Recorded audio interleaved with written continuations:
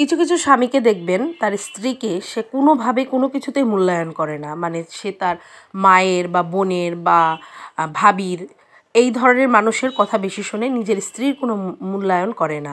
তো এই সমস্ত পুরুষরা যতই ইনকাম করুক, তাদের যে ইনকামের হক বা বরকত যেটাকে বলে, সে বরকতও কোনো দিনও হয়ে আসে না। তার ইনকাম, সে যতই ইনকাম করুক, সে দেখবেন একসময় না একসময় তার সেটা জিরোতেই পরিণত হয়। সে কোনো কিছুই সেভ করতে পারছে না, কারণ তার স্ত্রীর সাথে যে একটা যে ধর্মীয় মতে যে একটা বৈবাহিক সম্পর্ক, সেটা সম্পূর্ণভাবে পুরস্ফুটিত হয় না, যার কারণে তার জীবনে কখনো কোনো কিছুর বরকতও আসে না। আবার কিছু কিছু স্ত্রীকে দেখবেন স্বামীকে কোনোভাবেই সে মানে পাত্তাই দেয় না, সে নিজেকে যে কী ভাবে, মনে করে কি যে সে একদম স্বর্গের অপ্সরা, সে অপ্সরা, সে এসেছে এক কুঁড়ে ঘরে, মানে তার স্বামীর যতটুকু ইনকাম, বাবা যতটুকু তোমার হাজব্যান্ডের ইনকাম ততটুকুতেই হ্যাপি থাকো।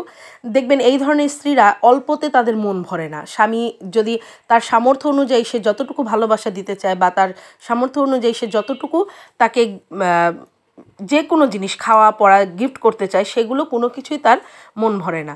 তো এই ধরনের মানুষকে তারা কখনোই, এই ধরনের সংসারও দেখবেন নারীরা কখনোই সেই সংসারকে ফুলফিল সুন্দর করতে পারে না, তারা সংসারকে কখনোই ফুটিয়ে তুলতে পারে না। তাদের কোথাও না কোথাও খামতি থেকেই যায়, কারণ তাদের মনের চাহিদাই তো মেটে না, তারা কিভাবে সংসারের চাহিদা মেটাবে? তো এই ধরনের মানুষ আছে, আমাদের সমাজেই আছে, আমাদের আশেপাশেই আছে, আমাদের চোখের সামনেও আছে এরকম। তো এরকম মানুষদের দেখবেন, খেয়াল করে দেখবেন, তারা কখনোই তাদের সংসারে কোনোভাবে বরকত আসে না। আবার কিছু কিছু শ্বশুরবাড়ির লোকজন আছে যারা তাদের ছেলের বউদের পাত্তা দেয় না। আবার কিছু কিছু মেয়ের শ্বশুরবাড়ি, মানে মেয়ের বাবার বাড়ির লোকেরা আছে যারা মেয়ের জামাইয়ের ইনকাম বা মেয়ের জামাইকে পাত্তা দেয় না।